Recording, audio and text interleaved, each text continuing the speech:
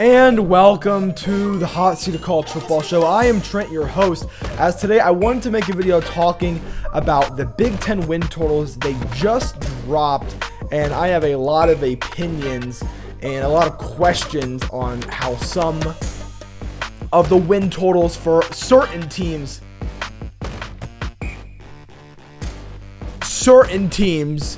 were dropped. But before we begin this video, make sure you hit the subscribe button. All my videos that get subscriptions and likes get promoted way more than videos that don't.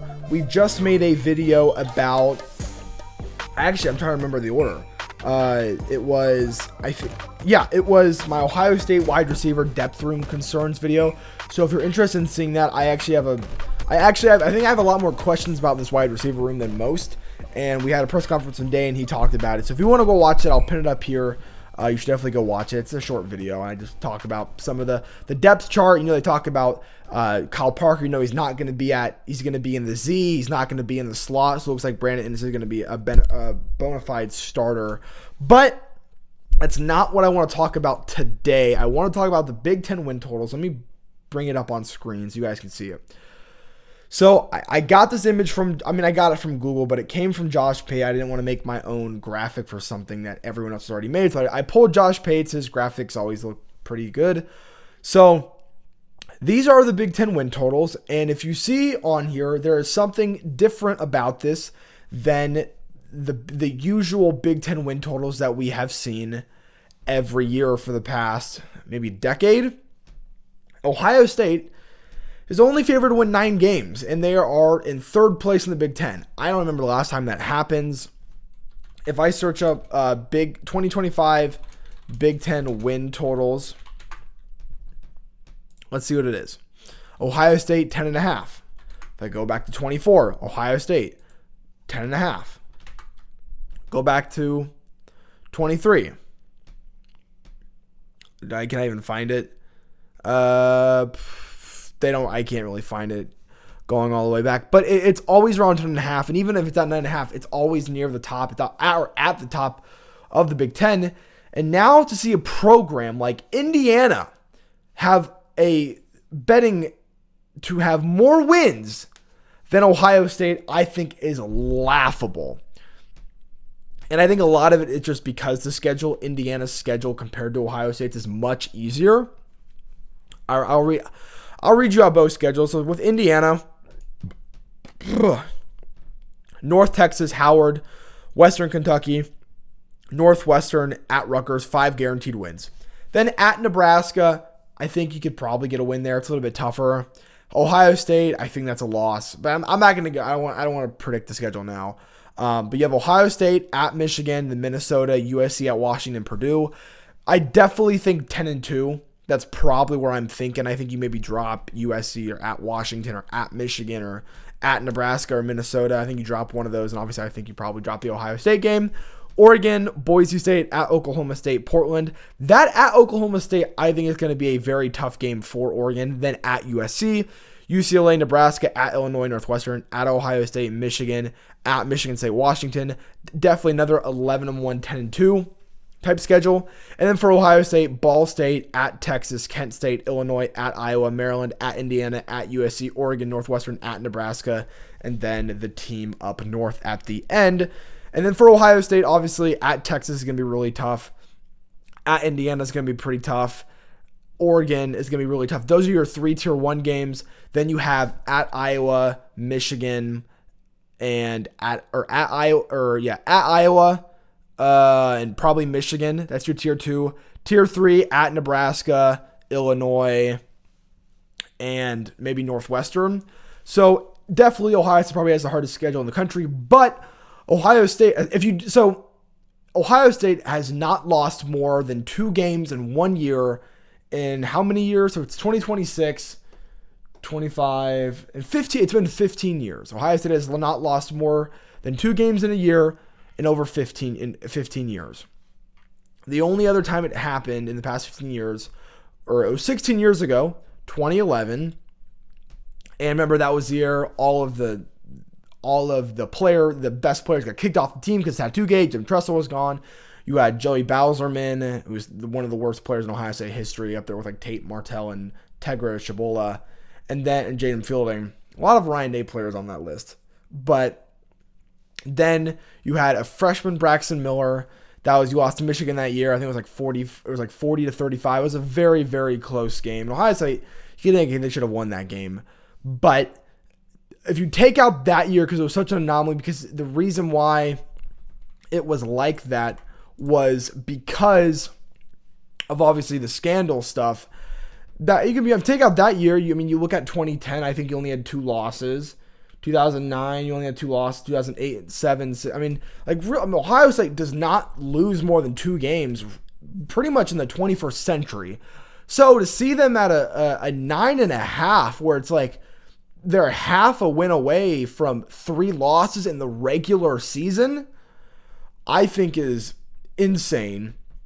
And the fact that the fact that Indiana has more and Ohio State has the same win totals as Penn State, coming off of a 6-6 year, this is disrespectful. With a returning Heisman finalist at quarterback, the best player in the country at receiver, the best defensive coordinator, the best top 2 head coach in the country, a NFL offensive coordinator, a great defense. You won a national championship 2 years ago. This is purely disrespectful. But you got Oregon at 1. I would probably say Oregon for the regular season. I would probably say, let me look at their schedule again. At USC is going to be tough. Oh, at Ohio State, Michigan, Washington. Yeah, honestly, with how Oregon plays in the regular season, I would probably say the over, just because I'm predicting to go 11-1. Indiana, probably predict the under. I would probably go under. Ohio State, I would 100% go over. I think they were a 11-1, 10-2 team. And if they're 9-3, they should definitely get into. I will say, with USC, if they're 9-3 with a loss to USC and US3's 9-3, then I think that's the scenario where you can get left out. So you losing to UFC is going to be tough because of how their schedule. Because if USC beats Ohio State, it's like, okay, they can lose to Oregon, they can lose to Indiana, and then if they beat both Washington and Penn State, they're 10-2. But if they lose to one, they're 9-3, and they're going to be above Ohio State if they beat them. So losing to USC, I think is going to be a really, if odds it's 9-3 and lose to USC, I think Ohio State is in big, big trouble. But they're only at 8.5, which I think is interesting, especially with, I don't know. They went 9-3 last year. I think they're going to get better. I think they have a tough schedule. Obviously, Oregon at Indiana and Ohio State's really tough. Plus Washington, Penn State. I can see where the 8.5 is coming from, but I would maybe lean going over for them. Obviously, you're losing Mekhi Lemon. That's going to be a big part. So, and Jacoby Lane, I think, will be a big part too. So, I can see why they're at 8.5. With Penn State at 9.5, I kind of skipped over Penn State. With Penn State at 9.5, their schedule is Marshall, at Temple, Buffalo, Wisconsin. 4 guaranteed wins. At Northwestern might be a little bit tricky, but I think that's 5. USC at Michigan, you'll lose one of those. That's 1 loss, or maybe you lose both. Let's just say there's 2 losses. Purdue win at Washington, Minnesota, Rutgers at Maryland. So Penn State's got 4 games: USC, at Michigan, at Washington, and Minnesota. If they can win 2 of those, they are a playoff. They're in the hunt for the playoff because they're 10-2. But if they lose to USC and they lose to Michigan, but they beat Washington and Minnesota, is that a playoff team? That's like it's like SMU from a couple years ago, 10-2. So not great wins. Definitely, the 9.5 probably would go under just because I think USC's probably lost. At Michigan will be tough. And then between at Washington and Minnesota, Minnesota always gives Penn State a lot of trouble. I don't know, but I would maybe put the under for them. Michigan at 8.5, I think that's about right. I would probably go under their schedule. Western Michigan, Oklahoma at home, I think that's probably a loss. Iowa at Minnesota. Michigan's been asking to lose to Minnesota for like multiple years now. I think they'll lose to maybe one of the Iowa or Minnesota games or Penn State. Between Iowa, Minnesota, Penn State, I think they will probably maybe lose one of them. Then you have Indiana. I think I don't know. I'm not high on Indiana. I'm just not. And I feel like people are going to be like, what? Indiana's not good this year? But they won the national championship. They have to be good. Michigan went 6-5 after, or 7-5 the year after they won the national championship. At Rutgers win. Michigan State, with new head coach, Pat Fitzgerald. Yes, you don't have Aiden Childs. That'll be a big thing. But, or no, is Pat Fitzgerald, is he at he was at Northwestern, now he's at Michigan State. Okay, I kind of got confused a little bit. At Oregon, I think that's a loss. UCLA at home, and then at Ohio State, which I also think is a loss. So, I mean, I could see this team going 7-5 just because of how hard the schedule is. But also, I'm looking at this final 4-game stretch between Michigan State, at Oregon, UCLA at Ohio State. And you're like, okay, Michigan State rivalry game, let's go. We're at Oregon, win or loss, huge game, let's go. Then you got UCLA at home, and then at Ohio State, let's go. And in that month, I mean, you have your two rivals. You have the one of the national championship favorites this year at Oregon on the road, and in between all of that, the week before Ohio State's UCLA. I'm telling you, I'm going to say it quietly because I don't want everyone else to. I want to be the first person to realize it. I want to be the first person. Watch out for UCLA. Watch out, because currently I have them as my 7th best team in the Big Ten. 7th. I mean, it goes Ohio State. For me, it's like Ohio State, Oregon, Indiana as your first 3. Then your next 3, USC, Penn State, Michigan. That's 6. And then that 7th team is like, is it going to be Washington? Is it Illinois? Is it Iowa? No, I think it's UCLA. I think Nico has a big return to what he was his freshman year at Tennessee, with Bob Chesney coming in from James Madison. Obviously, we saw what the former James Madison's players that went from the Sun Belt to the Big Ten with Indiana, we saw what they could do. And with Bob Chesney, who I also think is a great coach, I'm just saying they got a lot of transfers from a lot of really good Big Ten schools. They're in a new stadium. There's a lot of newness to this team. I'm just saying, watch out for UCLA. And I'm not saying playoff, but I look at their schedule. What is their win totals? US 6.5 over. Oh my goodness, hit the over on UCLA. So they start the season at Cal. That'll be tough because Saiga Patule, their 5-star quarterback, returning, was really good last year. He was the reason why Miami didn't go to the ACC championship. The reason why Duke went there was because Cal beat SMU at the end of the year. So at Cal, let's just say a loss. Let's say you start the season off with a loss, but I can 100% see you getting a win. Just because I think the Big Ten is better than the ACC. But let's just say it's a loss. San Diego State, win. Purdue, I think, is a win. At Maryland, then bye week. Okay, you're 3-1 or 4-0. Then you're at Oregon. I think that's a loss. Wisconsin at home, I think that's a win. Michigan State at home, I think that's a win. Nevada at home, I mean, all these teams are coming from the Midwest all the way to Southern California, Pasadena, California. You're at Minnesota, that will be tough. I think you'll probably split the Minnesota and Cal game. Illinois at home, then at Michigan and USC. So, I mean, let's say you lose to Cal, you lose to Oregon, you lose to Michigan, you lose to USC, but you win all your other games. You're 8-4. You went from 3-9 to 8-4. You would have had wins over Illinois, at Minnesota, Michigan State. You don't have great wins, but they have an easy enough schedule where, I mean, if they beat Cal to start off the year, win all the games they're supposed to be, then they're 9-3? And then if they lose to USC at the end, I think they'll probably lose to USC at the end of the year. They'll be 9-2 going into the last week of the season with a potential win over USC. I mean, we're talking like potential like playoff or like really high bowl game. I'm just saying watch out for USC. The 6.5 is criminal. Like the fact that Wisconsin has 6.5, like cram the under on Wisconsin. Iowa doesn't have a quarterback this year. Cram the under. Washington I think Washington's going to fall off. You lose Denzel Boston, you lose Jonah Coleman. Damon Williams had that whole debacle in the offseason. Illinois at 7.5 is interesting because I mean, a lot of people say they're quarterback proof, and I think Bielema is a great coach where I don't care who their quarterback is. Luke Altmaier, who is a decent quarterback. Where was he before? Before Luke Altmaier went to Illinois, he was at an SEC school. Was it Auburn? Where did he go? Altmaier. Was it Tennessee? Where did he go? Where did he go? Where was he before? Ole Miss. He was at Ole Miss. That's right. So even without him, yeah, he's gone. Luke Altmaier's gone. I heard someone say something about Luke Altmaier.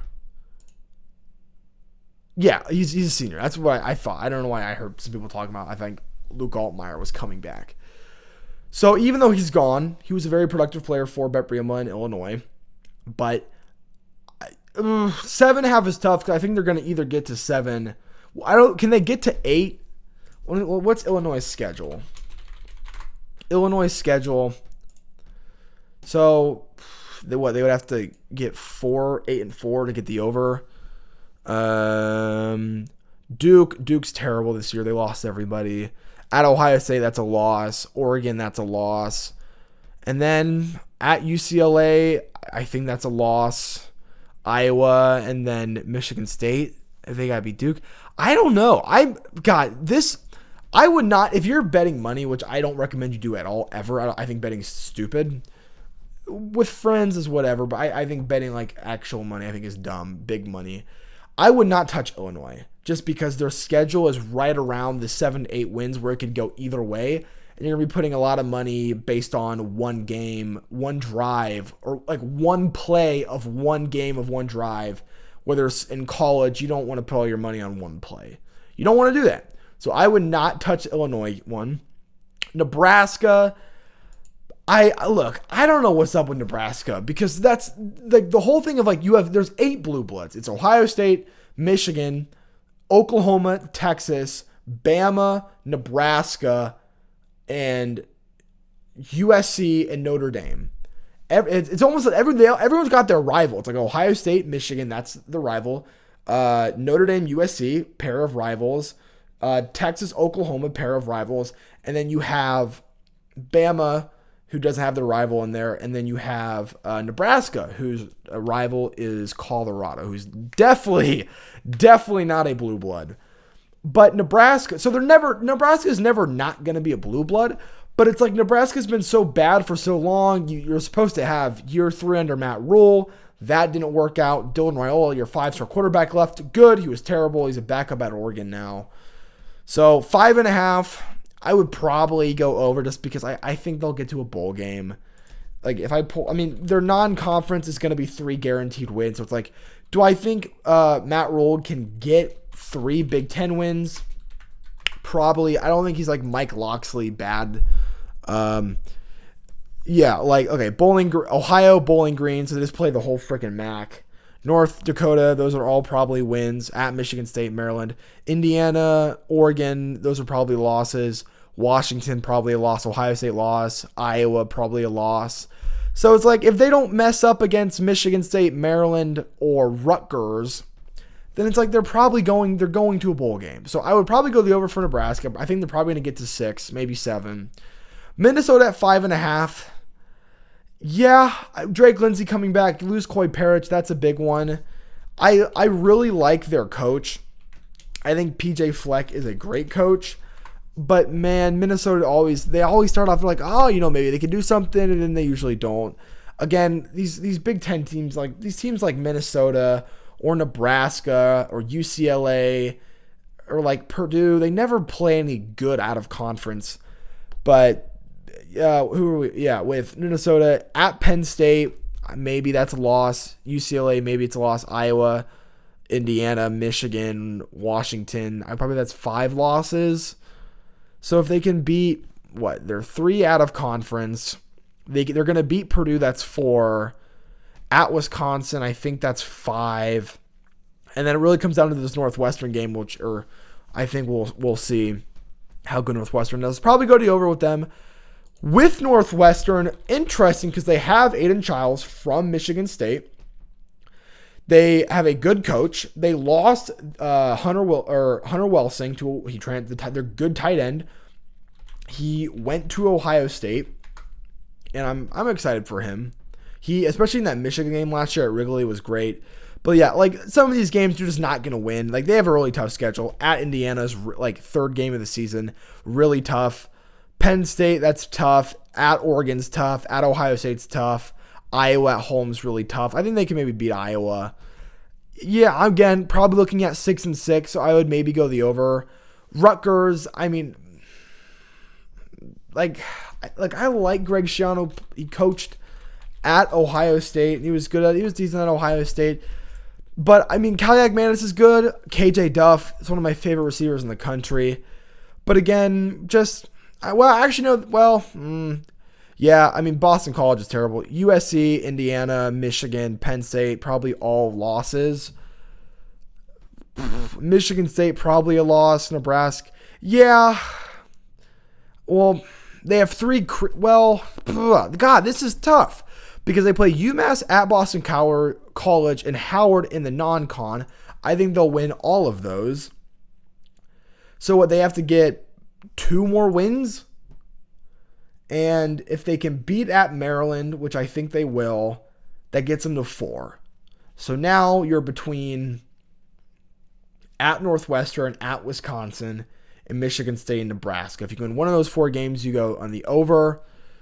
I would probably go over. Maryland, I'm probably going under. I don't know why Malik Washington went back to Maryland. Let me also pull up their schedule. I'm just pulling up I don't have everyone's schedule memorized.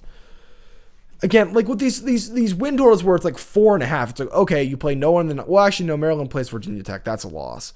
1 loss. UCLA, I think that's probably a loss. At Ohio State, that's 3 losses. USC, Penn State, that's 5.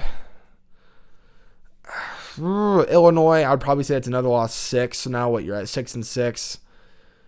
Can you beat Rutgers? So like between Rutgers and Maryland and Michigan State and Purdue, like a couple of these teams are not. I would probably say Maryland's on the under just because of how bad they have been.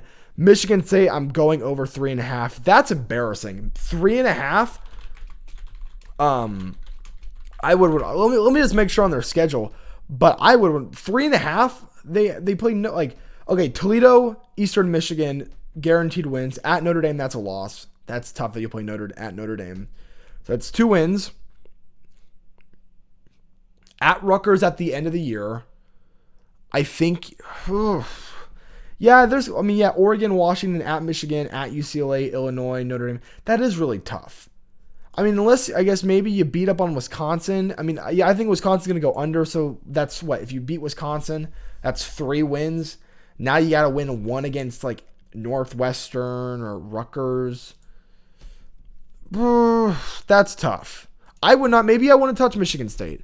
And then Purdue, I mean, I guess under. Did they go 0-12 a year, 2 years? No, they went 1-11. They didn't go 0-12. I think UMass was the only team who went 1-12. But, yeah, 3.5. Okay, Indiana State, you'll probably win. Wake Forest, I think you'll probably lose. At UCLA, you'll lose. Notre Dame, you'll lose. At Illinois, you'll lose. Minnesota, lose. Washington, lose. Penn State, lose. Maryland, loss. Illinois, loss. Wisconsin, maybe win. I'm looking at 2-10. So I'd predict the under for Purdue. So I think that's all the teams. I'll go back to the top. I think it is ridiculous that Ohio State doesn't have 10.5 wins. Maybe it's because that they're weighing in the Texas game in the non-conference. But, like, watch out. Like, I'm just saying, like, right now, when I look at Ohio State's schedule, it's so hard, but it doesn't make sense. I'm trying to find losses. Okay, Ball State, win. At Texas, I don't believe in the SEC. I think Ohio State will beat Texas. I mean, I don't like, maybe it's on the road. The fact that Arch is the Heisman winner again, you fall for that shit again. I think that's hilarious. Kent State win. Illinois at home win. At Iowa is going to be tough. But Ryan, aside from that one Michigan game, Ryan Day doesn't lose to bad teams. Like, I think it'll be a close game. Close-ish. I mean, Hosty probably wins by like 14 or 17 at the end. I think they win. Maryland win at Indiana. I think Ohio State's going to plow through Indiana. I think they're going to embarrass Indiana. Then you have at bye week. Ryan Day teams come out really bad during bye weeks. So you got at USC, then Oregon. So the at Indiana bye week, at USC, Oregon, that's going to be really tough. I think you probably lose one of those. Northwestern win, at Nebraska win, and Michigan at home. I can't believe Ryan Day has never beat Michigan at home. It's because the 2020 year, he obviously you would have done it then, but the other 2 times they've been at home, he's never done it. So I think you're going to win that. Do I think you're going to lose to Oregon at home? Not really. So I'm looking at the 2 games I think Ohio State could lose or probably maybe going to lose is at Texas and at USC. And I'm so down on the SEC that I hate it because I hate them so much. I think Ohio State maybe goes 11-1 with a loss to USC. I think that's how I'm gonna predict it. I'm gonna give more thought about it. I'm gonna be doing my scheduled predictions after spring, so late April, early May, January, February, March, April, May. Yeah, I just want to make sure. Then I'll do all my SEC, then ACC, then maybe a couple of the Big 12 teams. Then obviously Notre Dame, that'll be included with like the ACC. But yeah, I'm excited to do that. We're going to be bringing back the spreadsheets, which if you don't know what this is like old school in the channel. And everything you're about to see is not final. None of this is final. I don't even know if I have it set up well. Nope. There we go. This is the spreadsheet. It's not even close to being filled out. And all the wins and losses here, none of this is final. This is just stuff I kind of threw up today. But like, this is the spreadsheet. If you don't know this, if you've never seen this before, it's not filled out at all. If you want to see what a filled out version looks like, I'll show you. I actually didn't finish it this year. I got close, but here, this is what a filled out version of this looks like. So this was last year. This is what all it fills out. You see all the data, all the wins, losses. I mean, it is just a bunch of things. And this kind of goes over everything. Yeah, like if you look at last year analytically, Notre Dame had the best offense, then Indiana, then Utah, Tennessee. Ohio State had the best defense. If you look at analytically, Indiana was the best team. Then it was kind of like Texas Tech, Notre Dame, and then Ohio State, and then Utah. Like, so you see, like, it's just like, it's interesting. It's interesting. But yeah, that is my Big Ten totals reaction. Obviously, I think the win total stuff is dumb. Penn State went 6-6. I mean, it's so hard to predict this stuff. But again, yeah, this is kind of a long video. I mean, I'll do one for the SEC probably tomorrow or next couple of days. But I got a mock draft video coming out soon. I got to make. But I've made the thumbnail. I've made some of the graphics for it. So I'm still working on that. And then we're going to be doing a Big Ten quarterback ranking as soon. I'm just trying to wait till all the starters have been like fully, like, we know who probably everyone's going to start. So I'm waiting a little bit longer to do that. But yeah, again, that's all I have for you guys tonight. Make sure you hit the subscribe button. We got to 220. Thank you. Trying to get to 230. Let's get there as soon as possible. We're 10 away. So if you want to help out, please hit the subscribe button. And also remember to like today's show if you enjoyed. It means the world to me, and it shows that I know I'm doing good. You guys are enjoying the show. So if you want to show your support, I would really, really appreciate it. And helps recommend the show to YouTube. YouTube kind of looks at that as like currency. That's like, oh, this video got likes, we're going to promote it to more people, since, you know, gets more views, more advertisements. I mean, y'all know how it works. But again, yep, that's all I have for you guys tonight. I'll see you guys all tomorrow. Stay safe, and as always, thank you.